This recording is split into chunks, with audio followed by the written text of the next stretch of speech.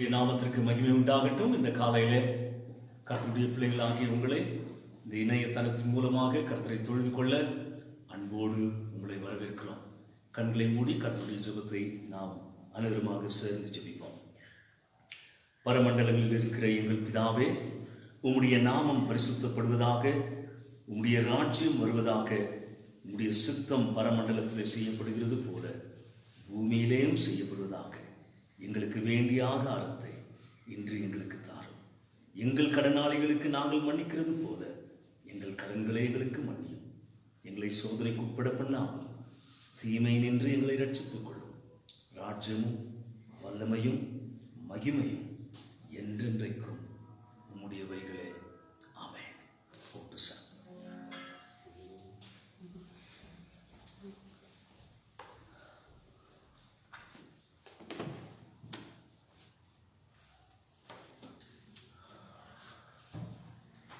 It's so nice to be in the presence of God and the people who are online, and I'm sure that this morning you have really been prepared to worship Him and to praise Him. Such a God we have. He's a living God. We're not worshipping the God who's dead. We worship the Lord who's alive, and we'll sing the song, "You are beautiful beyond description."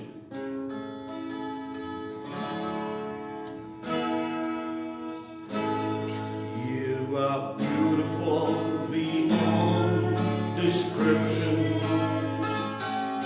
too marvelous for words, too wonderful for comprehension, like nothing ever seen or heard. Who can grasp your infinite wisdom? Who can fathom the depth of your love? You are beautiful beyond description. Majesty enthroned above. Majesty enthroned above. And I stand in awe of you. Lord, I stand in awe of you. Holy God, to whom all praise is due. I stand in awe of you. And I stand in awe of you. Lord, I stand in awe of you. Holy God, to whom all praise is due. I stand in awe of you. Lord, I stand in awe of you. Lord, I stand in awe of you. Holy God, to whom all praise is due. I stand in awe of you. I stand in awe of you. Jesus, we enthrone you. We proclaim you are King. Standing here in the midst of God, we raise you up in our praise. And as we worship, build your throne. And as we worship, build your throne. And as we worship, build your throne. Come, Lord Jesus, and take the praise. Come, Lord Jesus, and take the praise. And as worship fill your throne. And as we worship fill your throne, and as we worship fill your throne, come Lord Jesus and take the lead. Come Lord Jesus and take the lead. Come Lord Jesus and take your place. ಈ ಬೆಳಗಿನ ಜಾವದಲ್ಲಿ ಕನ್ನಡ ಹಾಡನ್ನು ಹಾಡಿ ದೇವರಿಗೆ ಸ್ತುತಿಯನ್ನು ಮಹಿಮೆಯನ್ನು ಸಲ್ಲಿಸೋಣ.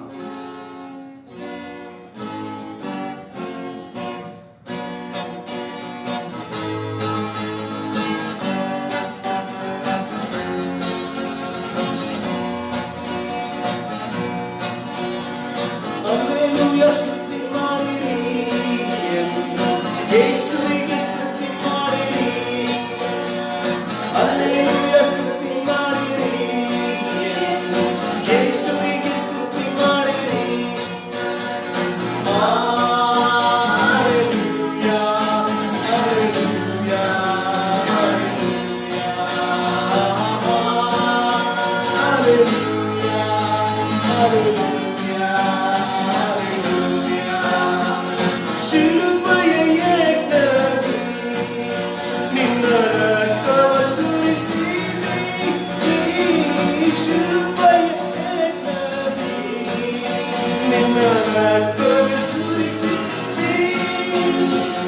ಪಾಪ ನಿವಾರಿಸಿ ಶುದ್ಧೀಕರಿಸಿ ರಕ್ಷಣೆ ನೀಡಿರಿ. ಪಾಪ ನಿವಾರಿಸಿ ಶುದ್ಧೀಕರಿಸಿ ರಕ್ಷಣೆ ನೀಡಿರಿ. Alleluia ಸ್ತುತಿ ಮಾಡಿರಿ, ಯೇಸುವಿಗೆ ಸ್ತುತಿ ಮಾಡಿರಿ. Alleluia ಸ್ತುತಿ ಮಾಡಿರಿ, ಯೇಸುವಿಗೆ ಸ್ತುತಿ ಮಾಡಿರಿ. Alleluia, Alleluia, Alleluia, Alleluia, Alleluia, Alleluia. ನನ್ನ ಜೀವನದಲ್ಲಿ ಸದಾ ನಿನ್ನನ್ನು ಸ್ಮರಿಸುವೆನು. ಜೀವನದಲ್ಲಿ ಸದಾ ನಿನ್ನನ್ನು ಸ್ಮರಿಸುವೆನು. ನಿನ್ನ ಹೊಂದಿ ಚಿತ್ತ ಆರಿತು ಬಾಳುವೆನಾಗಿಂದು.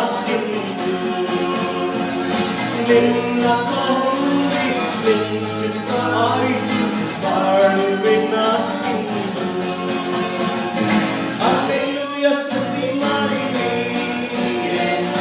ಯೇಸುವಿಗೆ ಸ್ತುತಿ ಮಾಡಿರಿ. Alleluia ಸ್ತುತಿ ಮಾಡಿರಿ, ಯೇಸುವಿಗೆ ಸ್ತುತಿ ಮಾಡಿರಿ. Alleluia, Alleluia, Alleluia, Alleluia, Alleluia, Alleluia.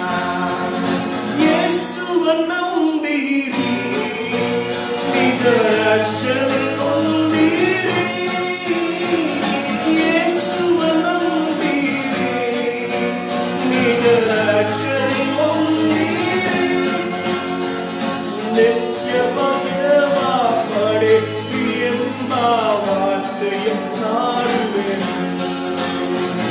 ನಿತ್ಯ ಭಾಗ್ಯವ ಪಡೆಯಿರಿ ಎಂಬ ವಾರ್ತೆಯ ಸಾರುವೆನು.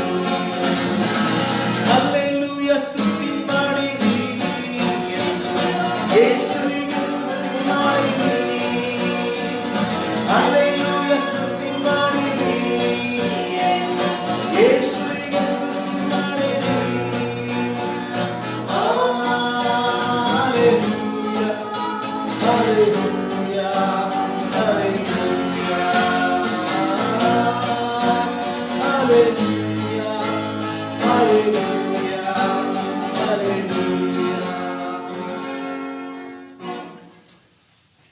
தமிழ் பாடலை பாடி கர்த்தரை நாம் ஆராதிப்போம். கர்த்தரே துணையாக.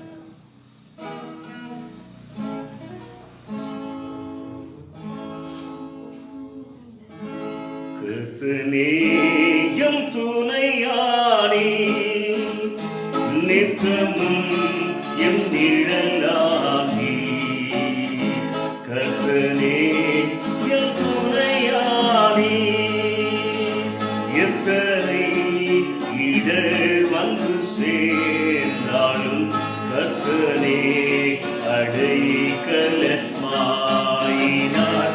எத்தனை இடர் வந்து சேர்ந்தாலும் கர்த்தனே அடைக்கலமாயினார். மறுமக்களில் இவர் போல் உண்டோ? இவர் போகிலும் சிறந்தவர் கர்த்தனே துணையானி நித்தமும் எம் நிழலானி.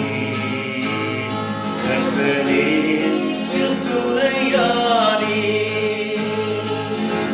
ஆவி என்றென்னை தள்ளினார் ஆவியில் நிகழ்ந்தும் விட்டார். ஆவியில் என்னை பல தள்ளினார் ஆவியில் நிகழும் விட்டார். ராஜாவும் அன்பு என்னை கண்டது உம்மை போலையா எங்கும் கண்டதில்லை. கர்த்தனே துணையானி நித்தமும் என் நிழலானி. கர்த்தனே என் துணையானி. ஆயிரம் நாவுகள் தந்தாலும் ராஜனே உம்மை பாடக்கூடுமோ? ஆயிரம் நாவுகள் தந்தாலும் ராஜனே உம்மை பாடக்கூடுமோ? ஜீவனை உமக்களிக்கின்றேனே உம்மை போலையா என்றும் கண்டதில்லை. கர்த்தனே என் துணையானி நித்தமும் என் நிழலானி. கர்த்தனே என் துணையானி.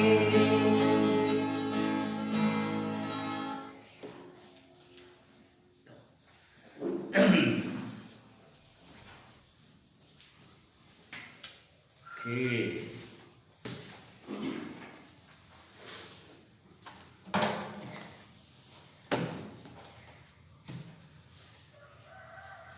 இந்த பாடல் பாடும்போது தான் தெரியுது பாஸ்டருக்கு வயசாயிருந்தாங்க.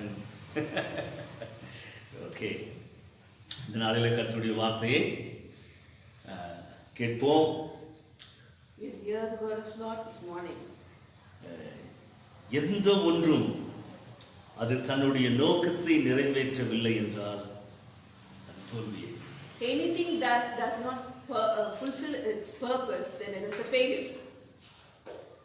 எந்த ஒன்றும் அதனுடைய செயல்பாட்டை நிறைவேற்றவில்லை என்றாலும் அது தோல்வியே. Anything that does not fulfill the function of its thing, then it's a failure. ஒரு பேனாவுடைய நோக்கம் என்ன? எழுத வேண்டும். A work of a pen is to write. ஒரு பேனாவின் நோக்கம் எழுதல். A pen has to write. அது எழுதவில்லை என்றால், if it does not write, அதனுடைய நோக்கத்தை நிறைவேற்றவில்லை, அது தோல்வியே. then it is not fulfilling its purpose, then it's a failure. தேவன் பறவைகளை வானிலே பறக்க உண்டாக்கினார். God created the birds to fly on the air. பறவையை எடுத்து தேவன் மீன்களை தண்ணீரில் இருக்க உண்டாக்கினார். And God made the fishes to live in the water. பறவைகளை எடுத்து தண்ணீருக்குள்ளே போட்டால் அது சந்தோஷமா இருக்குமா? If we put birds in the water, then will it be happy? மீனை எடுத்து மரத்தில் வைத்தால் என்ன ஆகும் என்று உங்களுக்கு தெரியும். If you keep the fish on the top of the tree, what will happen? அதனால் So நாம் ஒவ்வொருவரும் எந்த காரணத்திற்காக உண்டாக்கப்பட்டோமோ each of us, we have created for which purpose. அதை நாம் நிறைவேற்றவில்லை என்றால் If you're not fulfilling the purpose, உன் வாழ்க்கை அர்த்தமற்றதாக இருக்கும். your life will be a failure அது தோல்வியாக காணப்படும். and it will be useless. உயிர் மிகவும் அவசியம் நம்ம வாழ்வதற்கு இந்த உலகத்தில். To live in this world, our life is very important. ஏன் நாம் எப்பொழுதும் வெற்றிகரமாக இருக்க வேண்டும் என்று. Why? Because we need to be very successful.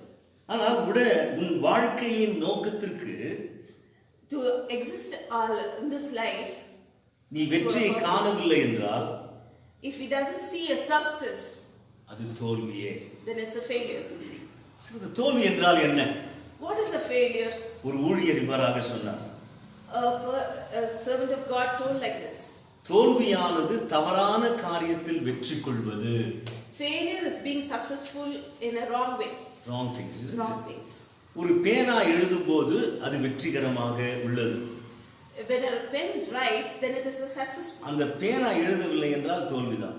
If that pen doesn't write, it's a failure. உன்னை எதற்காக ஆண்டவர் எழுப்பினாரோ, உருவாக்கினாரோ, the purpose why God created you, அதை செய்யும்போது வெற்றி பெற்றவனாக இருக்கிறோம்.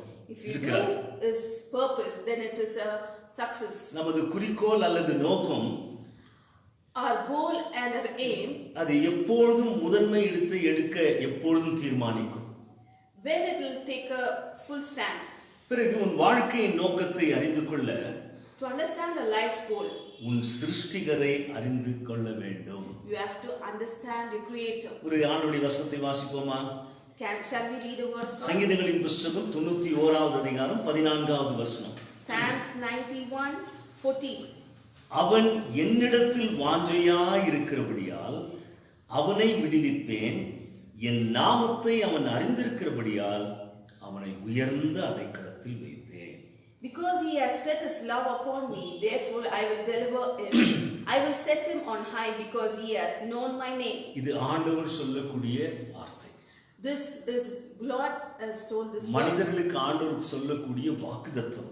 This is a promise given to the mankind. ஒரு மனுஷன் ஆண்டவரிடத்திலே அன்பு வைக்கும்போது, when a man loves God, வேதவசனம் சொல்லுகிறது அவனை நான் விடுவிப்பேன்.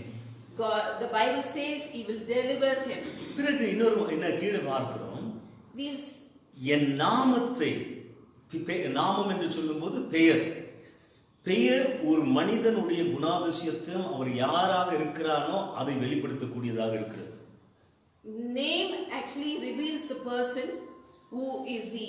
அப்போ ஆண்டவர் சொல்றாரு, என் நாமத்தை அவன் அறிந்திருக்கிறபடியால் அவனை உயர்ந்த அடைக்கலத்தில் வைப்பேன்.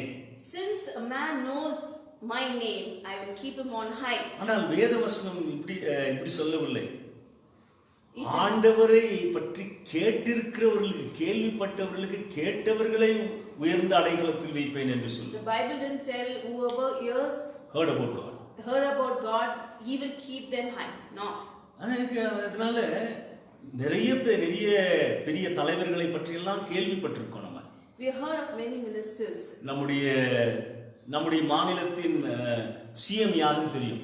we know who is our chief minister. தெரியும், அவ்வளவுதான். we only know him. அவரை பற்றி அறிந்து கொள்ளவில்லை. நாம் we didn't understand him. அவரை தனிப்பட்ட முறையில் அறிந்து கொள்ளவில்லை. we don't know him. அதனால ஆண்டவராகிய இயேசு கிறிஸ்துவை குறித்து நிறைய பேர் கேள்விப்பட்டிருக்கிறார்கள். many have heard about Jesus, ஆனால் அவரை அறிந்திருக்கிறாயா? but they have not known him. அவரை அறிந்திருக்கிறபடியால் அவனை உயர்ந்த அடைக்கலத்தில் வைப்பேன் என்று சொல்கிறார். Since those who have know him, he will keep them high. அப்படி அந்த உயர்ந்த அடைக்கலம் என்று சொல்லும்போது என்ன அடைக்கலம்? அப்போ உயர்வாக உன்னை பாதுகாக்கக்கூடியவராக இருக்கிறார். High place, what it means is he will place you and he will protect you. உன் வாழ்க்கையின் நோக்கத்தை அறிந்து கொள்ள, to understand your goal of your life, சிருஷ்டிகரை அறிந்து கொள்ள வேண்டும். you should understand your creator. பிறகு இன்னொரு வசனத்தை நாம் வாசிப்போம். ஏசாயா எழுதின தீர்க்கதரிசன புத்தகம் we can read another verse from Isaiah chapter 7வது வசனத்திலிருந்து நான் உங்களுக்கு வாசிக்கிறேன். from the verse 7. I think Prince you can read for us from 7 to 13. 43 7 to 13. நான் என் மகிமைக்கென்று சிருஷ்டித்து உருவாக்கி படைத்த என் நாமம் தரிக்கப்பட்ட யாவரையும் கொண்டு வா என்பேன். கண்களிலிருந்தும் குருடராயிருக்கிற ஜனத்தையும் காதுகளிலிருந்தும் சிவிடராயிருக்கிறவர்களையும் புறப்பட்டு வரப்பண்ணுங்கள். சகல ஜாதிகளும் ஏகமாய் சேர்ந்து கொண்டு சகல ஜனங்களும் கூடி வரட்டும். இதை அறிவித்து முந்தி சம்பவித்தவைகளை நமக்கு தெரிவிக்கிறவன் யார்?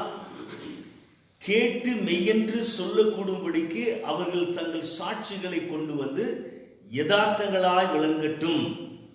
நானே அவரென்று நீங்கள் உணர்ந்து என்னை அறிந்து விசுவாசிக்கும்படி நீங்கள் நான் தெரிந்து கொண்ட என் தாசனும் எனக்கு சாட்சிகளாய் இருக்கிறீர்கள் என்று கர்த்தர் சொல்லுகிறார். எனக்கு முன் ஏற்பட்ட தேவனில்லை, எனக்கு பின் இருப்பதும் இல்லை. நானே கர்த்தர், என்னை அல்லாமல் இரட்சகர் இல்லை. I am the one who is called by my name, whom I have created for my glory. I have formed him, yes, I have made him. Bring out the blind people who have eyes, and the deaf who have ears. Let all the nations be gathered together, and let the people be assembled. Who among them can declare this and show us former things? Let them bring out their witnesses, that they may be justified. Or let them hear and say, it is truth.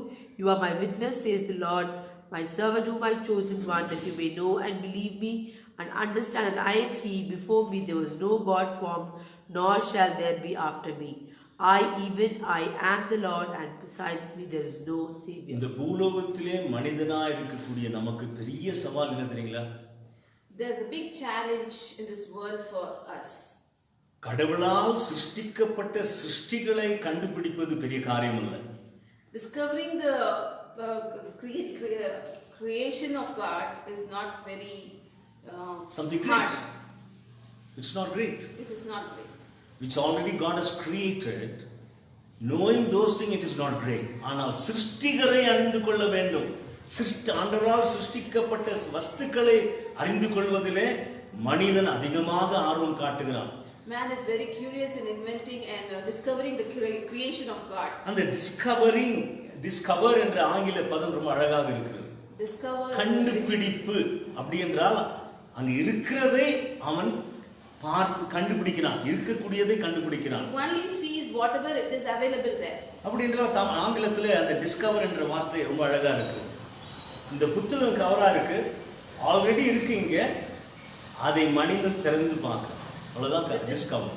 The discover means just which is closed is just unclosing it. அப்போ ஆண்டவர் படைத்த அத்தனை காரியங்களையும் திறந்து பார்த்து, ஓ இதை நான் கண்டுபிடித்து விட்டேன் என்று சொல்லுகிறான். அவ்வளவுதான். He just opens it up and just sees and it tells, I discovered it. அது பெரிய காரியம் அல்ல. It is not a big thing. ஆனால் இந்த வஸ்துக்களை கண்டுபிடித்தவரை அறிந்திருக்கிறாயா? அதை கண்டுபிடிப்பவன் தான் மேன்மை உள்ளவன், அதை கண்டுபிடிப்பதான் ஞானி, அதை கண்டுபிடிப்பதான் பாக்கியசாலி. When a man identifies the creator and discovers the creator, then he is அப்ப ஆண்டவர் சொல்லுகிறார், great. 42வது வசனம் 8வது வசனத்துல 42 verse 8. Isaiah chapter 42 verse 8, நான் கர்த்தர், இது என் நாமம், என் மகிமையை வேறு ஒருவனுக்கும் என் துதியை விக்கிரகங்களுக்கும் கொடேன். I am the Lord, that is my name, and my glory I will not give to others, nor my praise to carved images. வானத்தையும் பூமியையும் உண்டாக்கின சிருஷ்டி கடவுளுக்கு அந்த மகிமையை கொடுக்க வேண்டும். We have to give all the glory to the creator of this world. அந்த மகிமையை வேற எதற்கும் மனிதனால உண்டாக்கப்பட்ட, மனித கற்பனையினால் உண்டாக்கப்பட்ட, மனித எண்ணத்தினால் உண்டாக்கப்பட்ட தெய்வங்களுக்கு கொடுப்போமானால் தெய்வத்தை அவமகிமைப்படுத்துகிறோம். If you are going to give the glory and honor to the created beings of this world or created the things from the mankind, then we are shaming the Lord.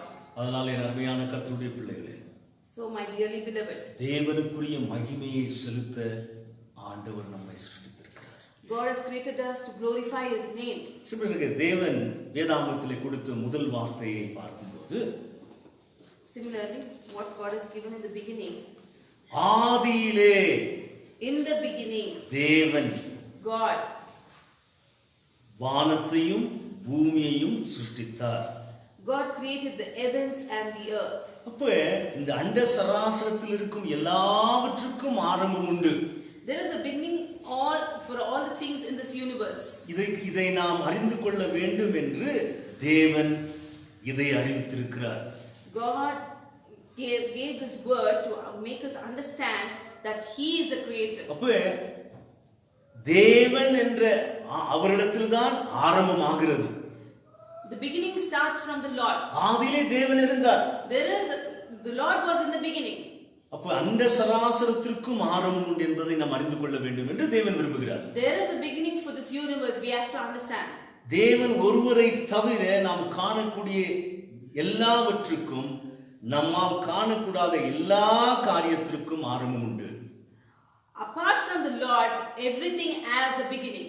Whether visible and invisible things.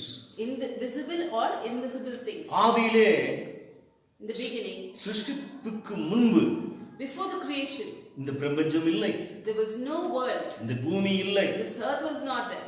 தேவதூதர்கள் இல்லை, There was no angels. சாத்தான் இல்லை, There was no Satan. தாவர இனங்கள் இல்லை, There was no plantation. விலங்குகள் இல்லை, There was no animals. மனிதர்கள் இல்லை. Even the man was not there. தேவன் மட்டுமே ஆரம்பமும் முடிவும் இல்லாதவர். Only God has the beginning, no beginning and no end. உலக தோற்றத்துக்கு முன்பே தேவன் இருக்கிறபடியால் God was there from the beginning. தேவன் எதையும் எவரையும் சார்ந்திருப்பவர் அல்ல. He is not dependent on anybody. ஏனென்றால் தேவனே தான் எல்லாவற்றையும் சிருஷ்டித்தார். உன்னையும் என்னையும் இந்த உலகத்தில் அனைத்து காரியங்களையும் இவைகள் எல்லாவற்றையும் அவர் சார்ந்திருப்பவர் அல்ல. Since everything was created by God, He is not dependent on anything. தேவன் தன்னில் தானே ஜீவன் உள்ளவராக இருக்கிறார். He exists by Himself. தானே இயங்குகிறவர். He Himself operates by Himself. பாருங்க, இந்த பிரபஞ்சம், This world, இந்த பூமி, this universe, சூரியன், the sun, Chandran, the moon, நட்சத்திரங்கள், the stars, வானமண்டலத்தில் உள்ள கிரகங்கள் and the galaxies. எல்லாம் தோன்றுவதற்கு முன்பே தேவன் ஒருவராக இருந்தார். If everything could exist, God was there. பூமியோ Earth, மனிதனோ எதுவும் அவர் இயங்குவதற்கு தேவையில்லை. God doesn't need even the earth or humans to exist. அனைவற்றையும் தேவன் ஆதியிலே சிருஷ்டித்தபடியால், Because He created everything. உலக தோற்றத்தை குறித்து Before the world exists, தேவன் மட்டுமே நமக்கு கூற முடியும். Only God can tell us about everything that is there because He is there before. Okay? உலக தோற்றத்தை குறித்து தேவன் மட்டுமே நமக்கு கூற முடியும். Only God can tell us about the existence of this world because He was there from the beginning. வேத வசனத்தில் மிக தெளிவாக ஆண்டவருடைய பண்பு கூற்றுகள், attributes, அவருடைய நேச்சர், அவருடைய தன்மை, இவைகளெல்லாம் அழகாக இந்த சிருஷ்டிப்பிலே நாம் பார்க்கிறோம். We could see all the attributes and the nature of God, how beautifully is given. இந்த முதல் அதிகாரத்திலே அவரை குறித்ததான அத்தனை காரியங்களையும் நாம் அறிந்து கொள்ள முடிகிறது. We can understand Him from this beginning of this Bible. அவர் திட்டமிடுகிற ஆண்டவராக இருக்கிறார். He is a God who plans. அவர் கருணையுள்ள அன்புள்ள ஆண்டவராக He is a இருக்கிறார். gracious and merciful God. இவைகளெல்லாம் இந்த அவர் வல்லமையுள்ள ஆண்டவராக He is a இருக்கிறார். powerful, almighty God. இவைகளெல்லாம் அந்த முதல் அதிகாரத்திலேயே தன்னை வெளிப்படுத்துகிறார். He reveals Himself all these things in the first chapter of this book. முதல் நாளிலே தேவன் வெளிச்சத்தை உண்டாக்கினார். First day God created this light. இரண்டாவது நாளிலே தேவன் ஆகாய விரிவை உண்டாக்கினார். God extended the sky. God created the firmament. மூன்றாவது நாளிலே தேவன் வெட்டாந்தரையும் சமுத்திரமும் தாவர இனங்களை உண்டாக்கினார். Third day God created the sea and the earth and the plant kingdom. Dry land, ocean and flora. நான்காவது நாளிலே சூரியன், சந்திரன், நட்சத்திரங்கள் யாவற்றையும் உண்டாக்கினார். God created the fourth day the sun, stars and the moon. ஐந்தாம் நாளிலே Fifth day நீந்தும் ஜீவ ஜந்துகளையும் பறவைகளையும் உண்டாக்கினார். Swimming. God created all the things that swims and the birds. பிறகு ஆறாம் நாளிலே மிருகங்களையும் மனிதனை உண்டாக்கினார். Sixth day God created human being. எல்லாவற்றையும் தன் வல்லமுள்ள வார்த்தையினாலே தேவன் உண்டாக்கினார். God created everything from His word.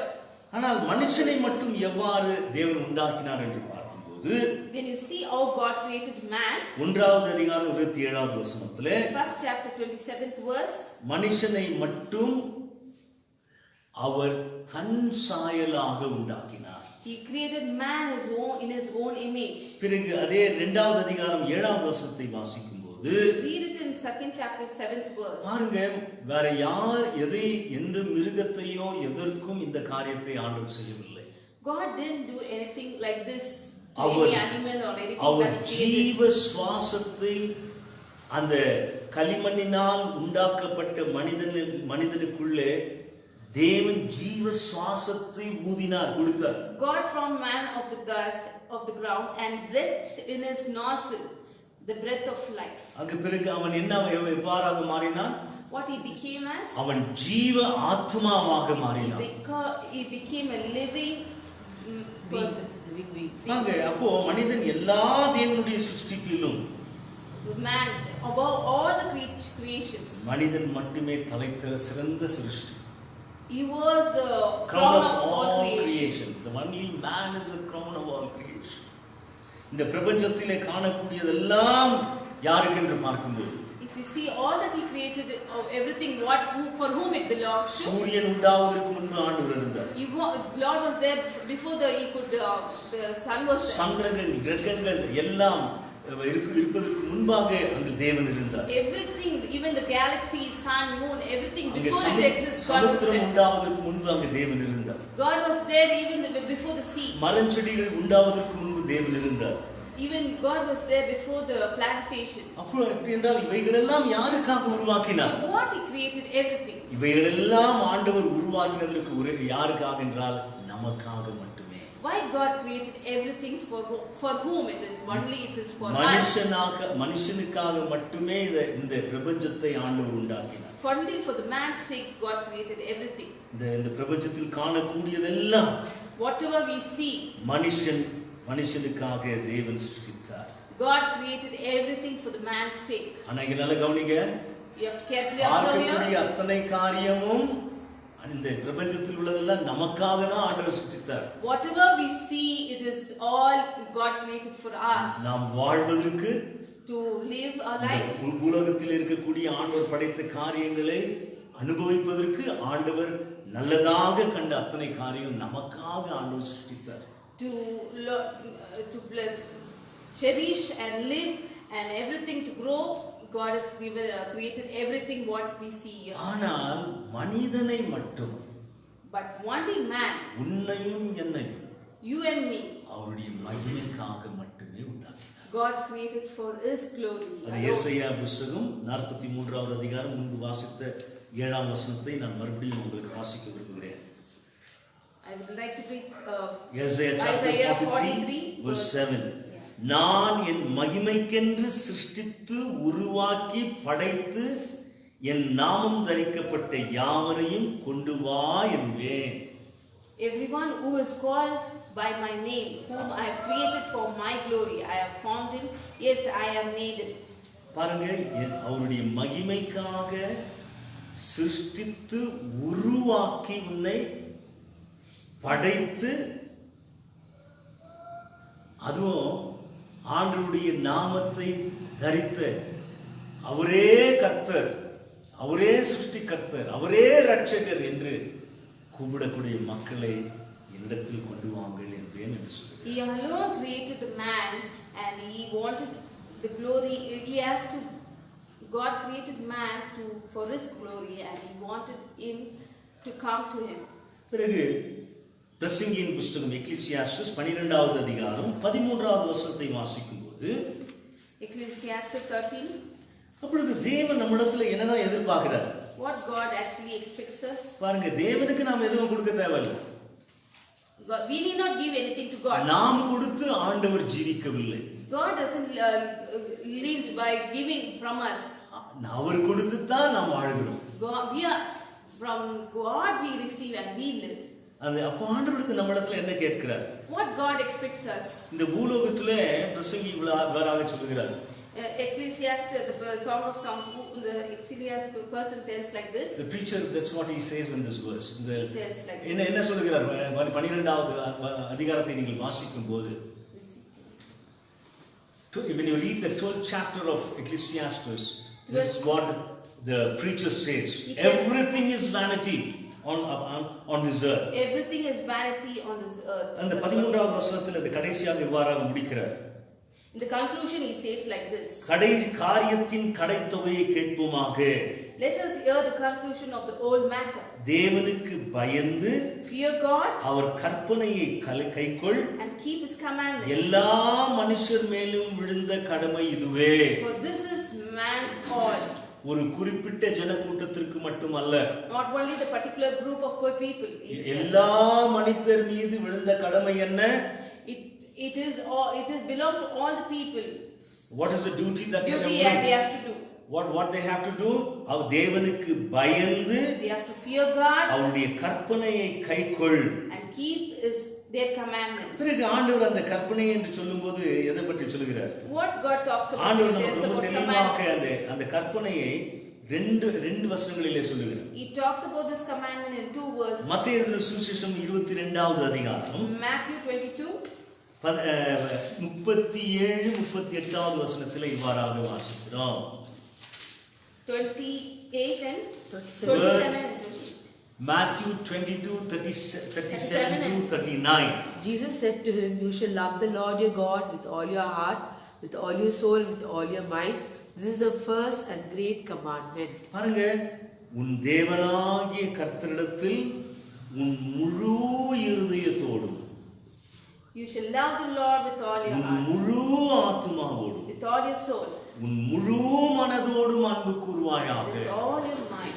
அப்போ இந்த பூலோகத்திலே நம்மை சிருஷ்டித்த ஆண்டவருக்கு அவருக்கு முதன்மையான ஸ்தானத்தை கொடுக்க வேண்டும். First love should go to God alone. We have to give the first place to God alone. அதனால அவரை முழு அப்புறம்தான் அல்ல மற்றவங்க. Then only everything. உனக்கு பெற்றோரை கொடுத்தது யார்? Who gave you the parents? ஆண்டவர் கொடுத்தார். God gave you the parents. ஆண்டவருக்கு தான் நம்ம அந்த அன்பு போணும். You have to show only first love to உனக்கு God. பிள்ளைகளை கொடுத்தது யார்? Who gave the children? அந்த ஆண்டவர் தான் உனக்கு அந்த பிள்ளைகளை கொடுத்தார். God gave you the children. அப்போ உன் பிள்ளைகளை விட யாரை நேசிக்கணும்? Beyond your children, whom you have to love? ஆண்டவரை You நேசிக்கணும். have to love the Lord. உனக்கு கொடுத்த புருஷனை கொடுத்தது யார்? Who gave you your husband? அவர் ஆண்டவர் கொடுத்தார். God gave you. உன் புருஷனை காட்டிலும் ஆண்டவரை நேசிக்க You have வேண்டும். to love God before. உனக்கு மனைவியை கொடுத்தது யார்? Who God gave you? ஆண்டவர் உனக்கு கொடுத்தார். God gave you. அதனால ஆண்டவரை மனைவியை காட்டிலும் ஆண்டவரை நேசிக்க You have வேண்டும். to love the Lord more than your உனக்கு wife. கொடுத்தக்கூடிய செல்வம், The riches what God gave you. செல்வாக்கு, ஸ்டேட்டஸ், இவைகள் எல்லாம் யார் கொடுத்தது? Who gave you all these things? இதெல்லாம் ஆண்டவரிடத்தில் நீ பெற்றுக்கொண்டாய். You have received everything from அப்போ God. அந்த மகிமையும் அன்பும் யாருக்கு தான் போகணும்? To whom the glory and honor should go? ஆண்டவருக்கு மட்டுமே. God alone. உன் தேவனாகிய கர்த்தரிடத்தில் முழு இருதயத்தோடும், You have to worship the Lord with all your heart. முழு ஆத்துமாவோடும், முழு மனதோடும் அன்பு கூர்வாயாக. With all your mind you should love the Lord.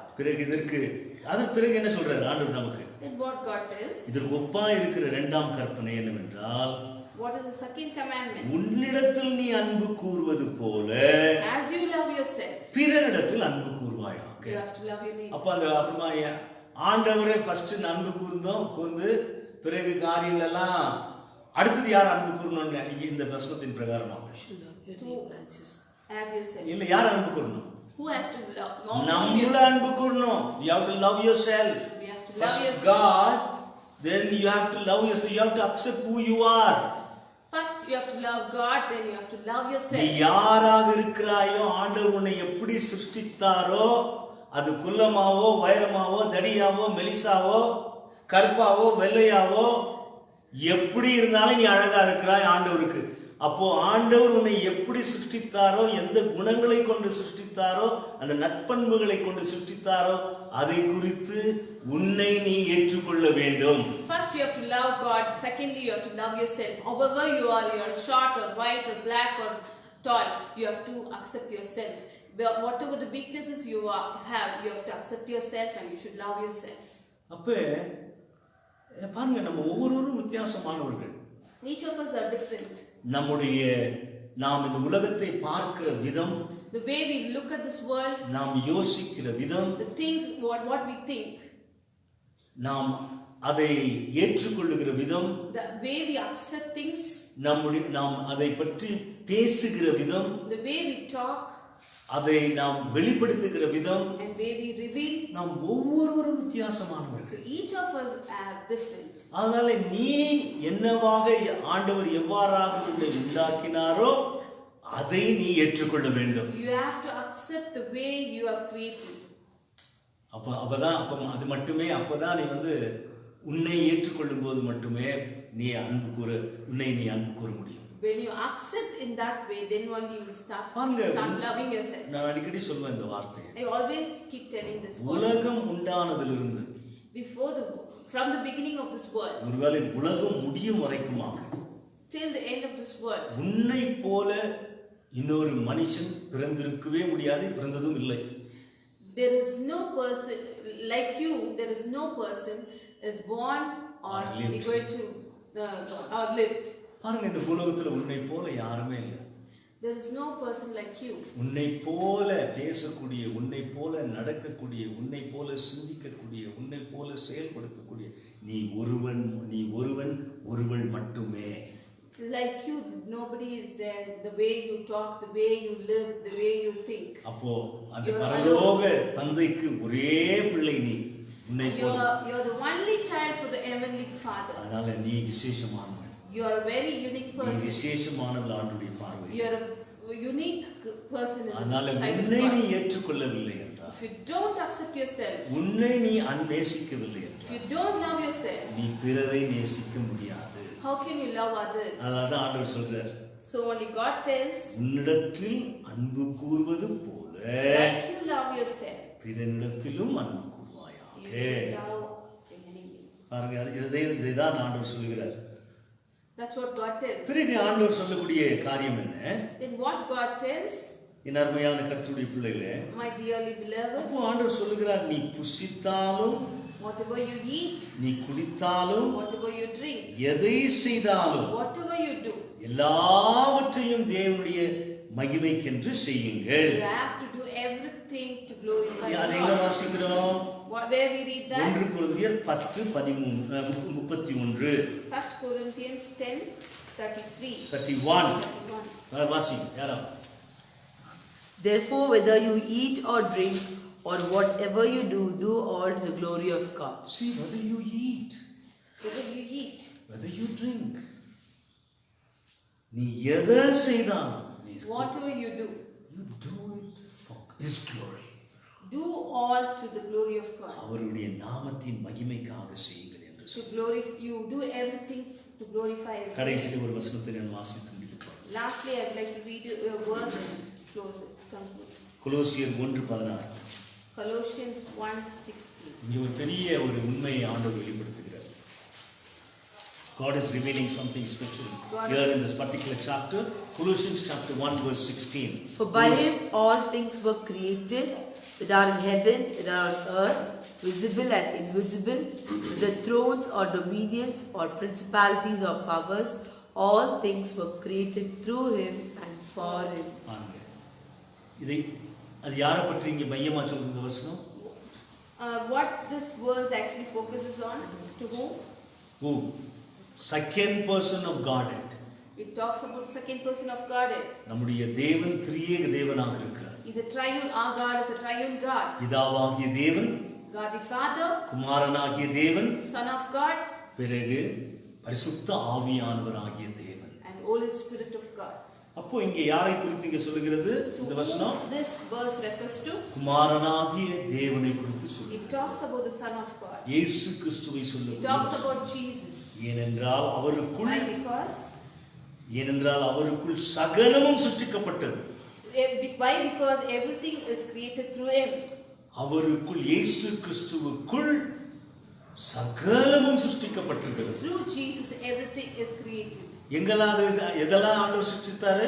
What all He created? இயேசு கிறிஸ்துவுக்குள் In Christ, பரலோகத்தில் உள்ளவைகளும், the heavenly things, தேவதூதர்கள், the angels, காணக்கூடாத அதிசயங்கள் அற்புதங்கள் எல்லாம் வானத்தின் பரமண்டலத்தில் இருக்கக்கூடிய காரியங்கள் எல்லாம், and the invisible things, whatever is in heaven, பூலோகத்தில் உள்ளவைகள் எல்லாம், seeing things which is on the earth, காணப்படுகிறவைகளும் the things we see, காணப்படாதவைகளுமான சகல வஸ்துக்களும், the things we see and we don't see, everything is created by God. பிறகு சிங்காசனங்கள் ஆனாலும், The throne, கர்த்தத்துவங்கள் ஆனாலும், dominions, துரைதனங்கள் ஆனாலும், principalities, அதிகாரங்கள் ஆனாலும், throne, சகலமும் சகலமும் everything, அவரை கொண்டும் it is by Him, அவருக்கென்றும் சிருஷ்டிக்கப்பட்டிருக்கிறது. it is for Him alone. அப்ப சொல்லுங்க, நமக்காக ஆண்டவர் இருக்கிறாரா, ஆண்டவருக்காக நாம் இருக்கிறோம்? Are we there for God or God is there for us? இன்றைக்கு தப்பறையான காரியத்தை மக்கள் மத்தியில போதகர்கள் சொல்லிக் கொண்டிருக்கிறார். This is wrong preaching the preachers nowadays they preach. கடவுள் நமக்காக இருக்கிறதை போல, As though God is for us. வேத வசனத்தின் ஆலோசனையை நீங்கள் பார்க்கும்போது, According to the word of the Lord, what we see here, நமக்காக ஆண்டவர் இல்லை, God is not for us. அவருக்காக நாம் இருக்கிறோம். We are being created for Him alone. நம்ம ஒரு உதாரணத்தின் மூலமாக நீங்கள் தெரிந்து கொள்ளலாம். Another example I would like to share. குயவனுக்காக களிமண் இருக்கிறதா, The pot is the clay is for the potter, அல்லது களிமண்ணுக்காக குயவன் இருக்கிறான்? or potter is for the clay? குயவனுக்காக களிமண் இருக்கிறதா, களிமண்ணுக்காக குயவன் இருக்கிறானா? Is the clay is for the potter or potter is for the clay? அப்போ குயவனுக்காக தான் களிமண் இருக்கிறது. The clay is for the potter. அப்ப நீயும் நானும் களிமண். You and me are clay. இந்த களிமண்ணாகிய நாம் அவருக்காக இருக்கிறோம். As we are the clay, so He is a pot. We are there for Him. இந்த உண்மை, இந்த சத்தியம் உங்கள் மனதுக்குள்ளே போகுமானால், When we understand this truth, நீங்கள் இந்த பூலோகத்திலே வெற்றி உள்ள வாழ்க்கை வாழ முடியும். we can lead a successful life in உங்கள் this வாழ்க்கையின் world. நோக்கத்தை அறிந்து கொள்ள முடியும். And we can understand the purpose of your அவருடைய life. மகிமைக்காக நீங்கள் வாழ முடியும். And you can live for His அவரை glory. கொண்டு வாழ முடியும். And through Him you can live. அவருக்கு முன்பாக வாழ You முடியும். can live before Him. கர்த்தர் உங்களை ஆசீர்வதிப்பாராக. May God bless you all.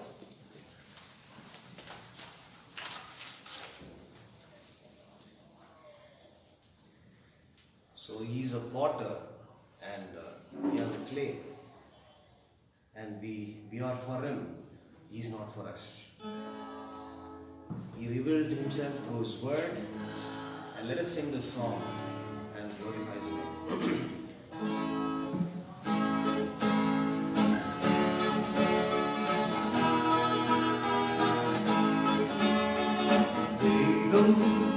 எங்கள் பாதைக்கு தீபமே, உங்கள் பாதம் எங்கள் இதயத்தின் தாகமே. வேதம் எங்கள் பாதைக்கு தீபமே, உங்கள் பாதம் எங்கள் இதயத்தின் தாகமே. ஆயிரம் பொன் வெள்ளியுமே அற்பமாய் மாறிடுமே, ஆண்டவரே தயவுடனே விரும்பின வேதமே. ஆயிரம் பொன் வெள்ளியுமே அற்பமாய் மாறிடுமே, ஆண்டவரே தயவுடனே விரும்பின வேதமே. என்னும் வாழ்வுக்கு நலமாகுமே, என்னும் இதயத்தின் ஆறுதலே. என்னும் வாழ்வுக்கு நலமாகுமே, என்னும் இதயத்தின் ஆறுதலே. வேதம் எங்கள் பாதைக்கு தீபமே, உங்கள் பாதம் எங்கள் இதயத்தின் தாகமே.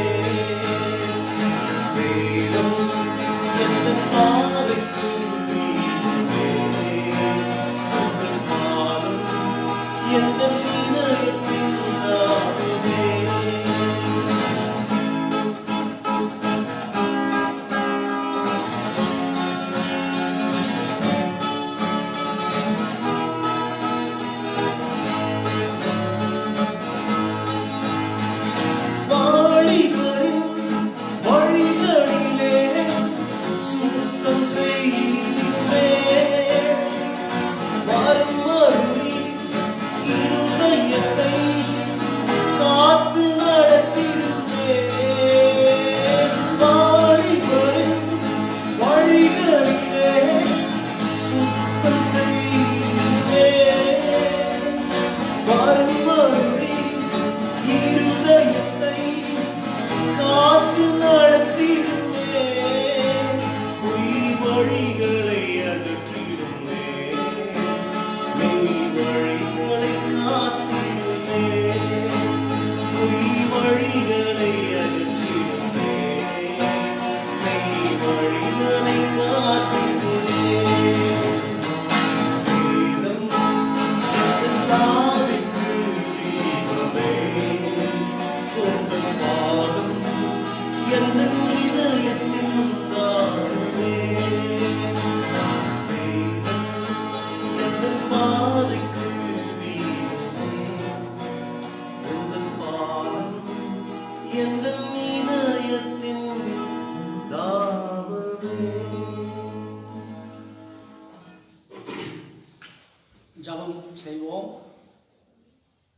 நித்தியத்தின் ஆண்டவராகிய எங்கள் இருக்குமுள்ள நல்ல தேவனே, இந்த காலை நேரத்தில் நாங்கள் நன்றி செலுத்துகிறோம். இந்த பூமியில் இருக்கக்கூடிய எல்லாத்திற்கும் ஆரம்பம் உண்டு, ஆனால் நித்தியமாக நீர் இருக்கிறீர். உமக்கு ஆரம்பம் இல்லை, முடிவும் இல்லை. அது மாத்திரமல்ல ஆண்டவரே, எங்களை மூடிய சாயலில் நீர் உருவாக்கினீர். ஆகையினால ஆண்டவரே, எங்களை ஒரு நோக்கத்திற்காக நீ உருவாக்கினீர். ஆண்டவரே, அப்படியாய் உம்முடைய நாமத்திற்கு கனத்தையும் மகிமையும் செலுத்த ஆண்டவரே, உமக்காக நாங்கள் வாழ என் தேவன் ஆண்டவரே எங்களை நீர் படைத்தீர் சாமி. அதை அறிந்து கொண்ட உடைய பிள்ளைகள் தொடர்ந்து அந்த நோக்கத்திற்காக வாழ இந்த காலை நேரத்தில் ஆண்டவரே நீ ஒவ்வொருவரையும் எடுத்து நீர் பயன்படுத்த வேண்டுமாய் கூட நாங்கள் ஜெபிக்கிறோம். இயேசப்பா, இந்த பூலோக வாழ்க்கைக்காக, இந்த பூலோக காரியத்திற்காக நாங்கள் வாழாதபடி ஒவ்வொரு நிமிடமும் ஆண்டவரே உமக்காக நாங்கள் வாழ தொடர்ந்து உம்முடைய சித்தத்தையும் உம்முடைய திட்டத்தையும் நாங்கள் ஆண்டவரே உணர்ந்து அப்படியாய் நடந்து கொள்ள என் தேவன் ஆண்டவரே நீர் விசேஷித்த பலத்தையும் உடைய பிள்ளைகளுக்கு நீர் கொடுக்க வேண்டுமாய் கூட நாங்கள் ஜெபிக்கிறோம். விசேஷமாய் ஆண்டவரே இந்த நேரத்தில் உண்மை அறியாத பிள்ளைகளுக்காக நாங்கள் ஜெபிக்கிறோம். ஆண்டவரே நீர் ஆண்டவரே அவர்களை நீர் சந்திக்க வேண்டுமாய் கூட நாங்கள் ஜெபிக்கிறோம் சாமி. அவர்களும் ஆண்டவரே உடைய நோக்கத்தை உடைய சித்தத்தையும் உடைய திட்டத்தையும் உணர்ந்தவர்களா இந்த பூலோகத்தில் வாழ ஏசப்பா உடைய மனக்கண்களை நீ திறக்க வேண்டுமாய் கூட நாங்கள் ஜெபிக்கிறோம் சாமி. அப்படியா இந்த நாளில் ஆண்டவரே உடைய பிள்ளைகள் ஒவ்வொருவருக்காக நாங்கள் இணைந்து அப்படியாக நாங்கள் ஜெபிக்கிறோம். என் தேவன் ஆண்டவரே இந்த காலகட்டத்தில் இந்த மோசமான இந்த சூழ்நிலையில ஆண்டவரே உமக்காக ஒவ்வொருத்தரும் வாழ உடைய சித்தத்தை நிறைவேற்ற ஆண்டவரே நீர் ஒவ்வொருவரையும் எடுத்து நீர் பயன்படுத்த வேண்டுமாய் கூட நாங்கள் ஜெபிக்கிறோம் அப்பா. எங்க தேசத்திற்காக நாங்கள் ஜெபிக்கிறோம். எங்க தேசத்தின் தலைவர்களுக்காக நாங்கள் ஜெபிக்கிறோம். எங்க தேசத்துல ஆண்டவரே அப்படியாய் ஆண்டவரே இந்த கொரோனா வைரஸ்னால பாதிக்கப்பட்டு அவர்களுக்காக ஆண்டவரே அப்படியாய் இயங்கி கொண்டிருக்கக்கூடிய ஆண்டவரே அவர்களுக்காக உதவி செய்து கொண்டிருக்கக்கூடிய பிள்ளைகளுக்காக நாங்கள் ஜெபிக்கிறோம். தொடர்ந்து அவர்களை நீ பலப்படுத்த வேண்டுமாய் கூட நாங்கள் ஜெபிக்கிறோம். ஆண்டவரே நாங்கள் ஆண்டவரே அப்படியாக நாங்கள் விசுவாசிக்கிறோம். கூடி சீக்கிரத்துல நாங்களா அப்படியாய் ஒன்றிணைந்து அப்படியாய் ஆண்டவரே நாங்கள் உண்மை ஆராதிக்க போகிறோம் என்று நாங்கள் விசுவாசிக்கிறோம் அப்பா.